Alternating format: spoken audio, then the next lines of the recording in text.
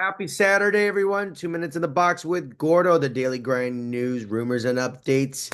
Today, we're going to be recapping one hell of a game last night in South Florida. The Florida Panthers are still alive in this series against the Toronto Maple Leafs and the Winnipeg Jets tying up their series against the Dallas Stars. And we're going to be previewing tonight's matchup between the Carolina Hurricanes, Washington Capitals, and the Vegas Golden Knights and the Edmonton Oilers and our latest news, rumors, and updates. Okay, let's talk about the game last night. Man, what a game to remember last night. Cinema at its finest, classic playoff. So, let's talk about this. The Florida Panthers getting this overtime win against the Toronto Maple Leafs. It was just cinema.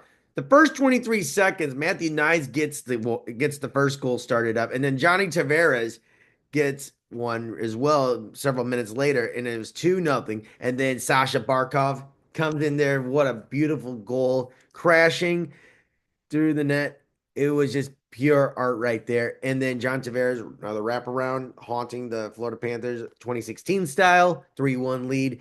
Reinhardt and Verhage coming clutch. They've been very quiet in the playoffs, but in a minute span, they tied the game up.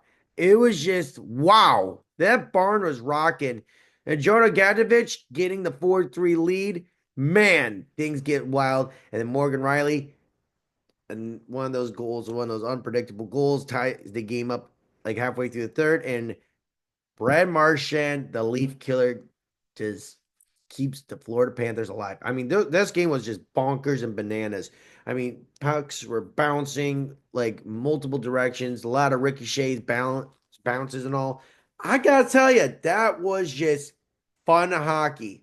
And I'll tell you, Florida Panthers are alive, and they took that Cats with 9 lives in a very serious way. I believe this series is not over yet. Tomorrow is going to be even more crazy. I believe that the Panthers will tie the series up. You know, people want cinema, they want climatic finishes.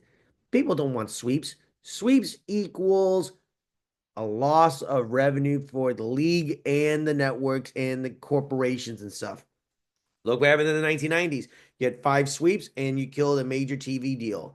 Yeah, so I got to tell you, I believe this series is going to go to 7, and I believe Florida will win this series. And I'm sorry to say this, Toronto, 1967. You know, it's sad, but, I love you guys, but, you know, the Panthers are going to win one more, and then they're going to be retooling this upcoming offseason. And we got to tell you, what a win by the Winnipeg Jets.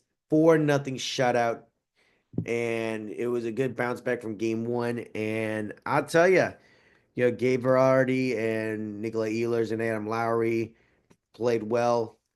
And I'll tell you, that game was just cinema, cinema, cinema for Connor Hollaback. Gets a shutout right there. That right there was just a heck of a game. That was one hell of a game. I give a lot of credit to whatever happened. And now we got 2 games on tonight. Carolina Hurricanes at home against the Washington Capitals.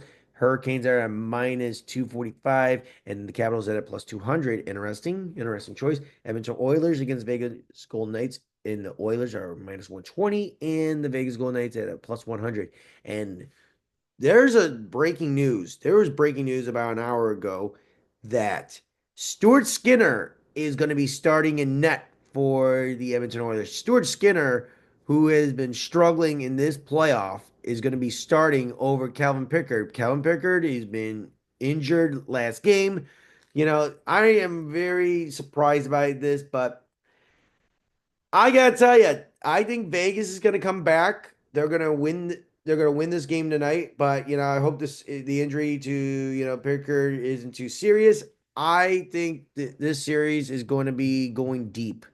It's going to be a deep, deep series. Oh yeah, very deep. And as I said before, I I'm just got this eerie feeling that Vegas and Edmonton is going to go to 6 or 7 games. I'm just predicting it. It's going to happen. It will happen. And now I want to say before we get to the news and rumors and updates, happy 55th anniversary to Bobby Orr's famous game-winning Stanley Cup goal 1970 against the St. Louis Blues. Happy anniversary. One of the greatest goals of all time. The celebration. Bobby Orr flying into the air. Derek Sanderson behind the net, and Bobby Orr comes in. Glenn Hall trips him, and Bobby Orr's got that high elevation celebrating. That was one of the greatest momentum pictures of all time. Monumental, classic, like iconic in hockey, sports, Boston, you name it. It was just iconic at its finest.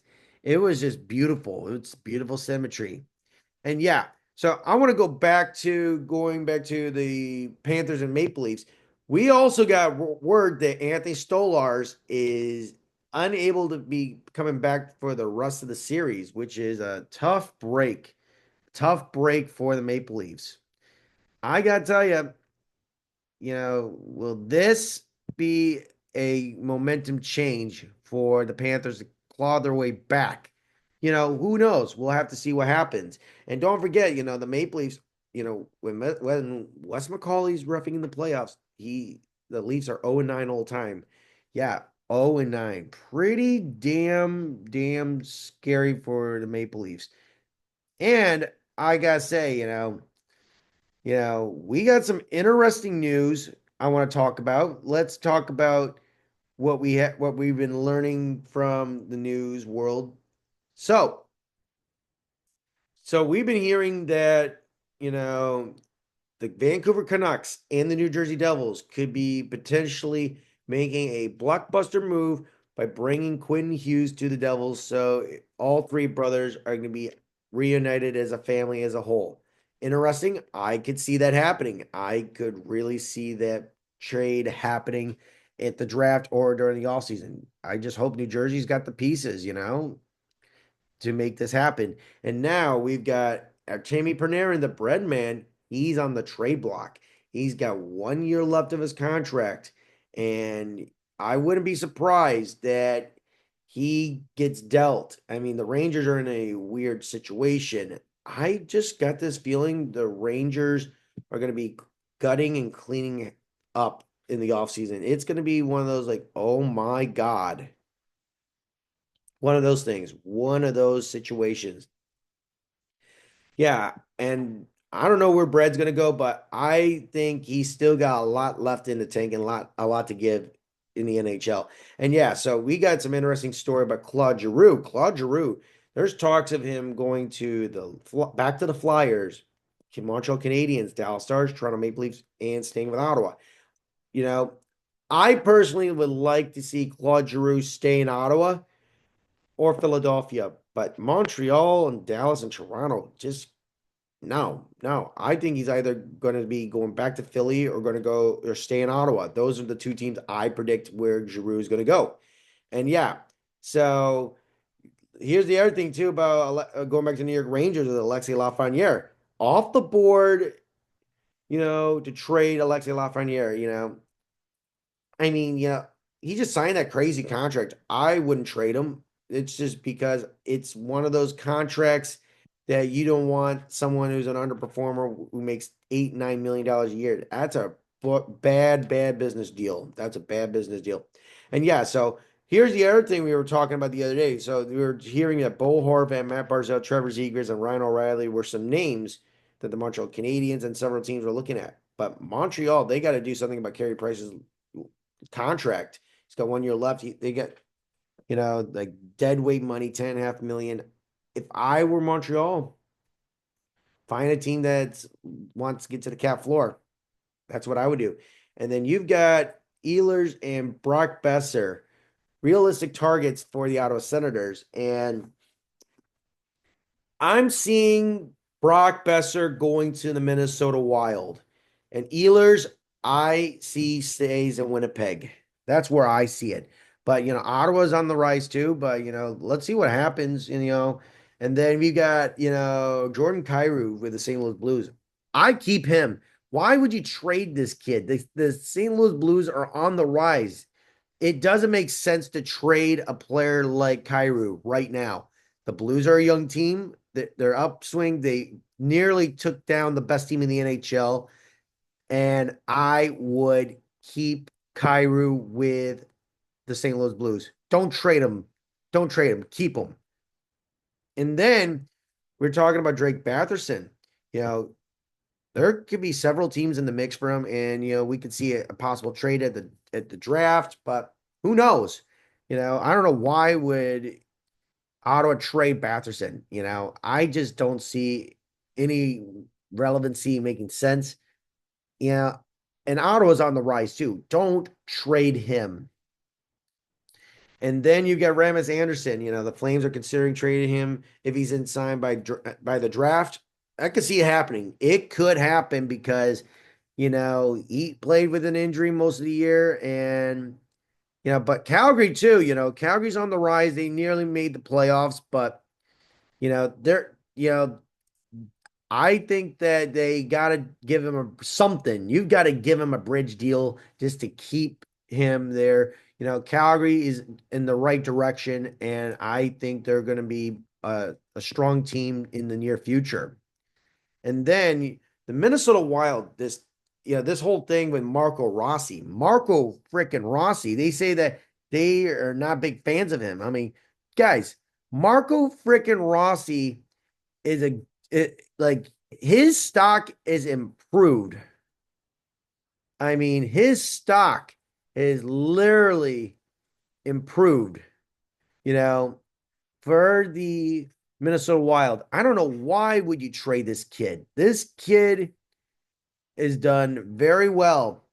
And look at the numbers, this season alone, 24 goals, 36 assists, 60 points in 82 games. The year before, 21 goals, 19 assists, 40 points.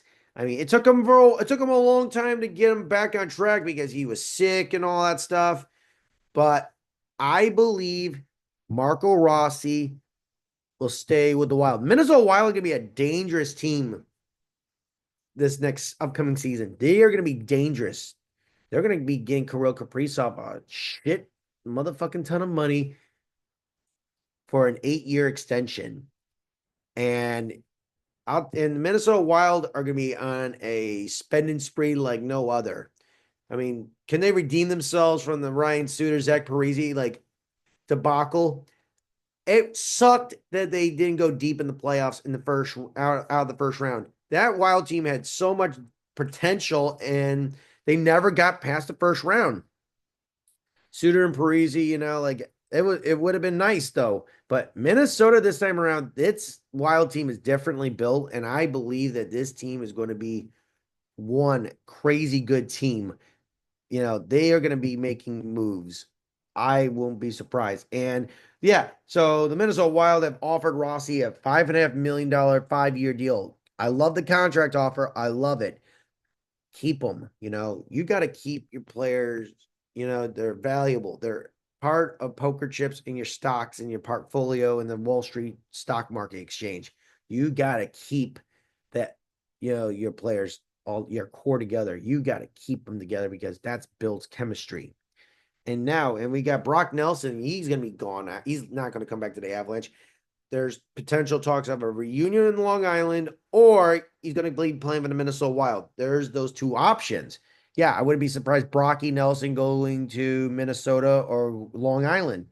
And then you've got the Pittsburgh Penguins looking at Isaac Howard. I mean, Pittsburgh needs players because they are rebuilding right now. And if I were Pittsburgh, I'd trade a second round pick or something in your system, to the Lightning for compensation. I think Isaac Howard would be a perfect fit in Pittsburgh. He's got the talent, and I really think he would be in Pittsburgh, and he would get the playing time, and he would be getting the opportunity of a lifetime playing with Sidney Crosby and getting Malkin and Chris Letang. Who would go for that? I would definitely go for that 1,000%. And now we got Rick Tocchet for the Pittsburgh Penguins job. Speaking of which, I would not be surprised. I mean, Rick Tocchet's a hot topic, a hot name. I think it's either Philly or Pittsburgh at this moment right now. And We also have been hearing that he's been talking about Seattle Kraken, Boston Bruins, and the LA Kings. I mean, the Kings, I don't know, they really like Hiller, but Hiller did not do the job, getting beating the reigning Western Conference champs.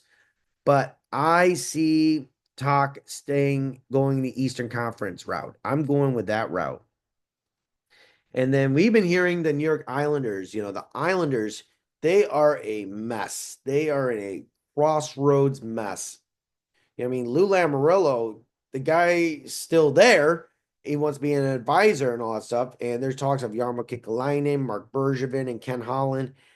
And I'll tell you, Bergie's going to go to is going to stay in LA, and Jarmo Kekalainen, he's staying in Finland. Ken Holland, and that's the last guy you need.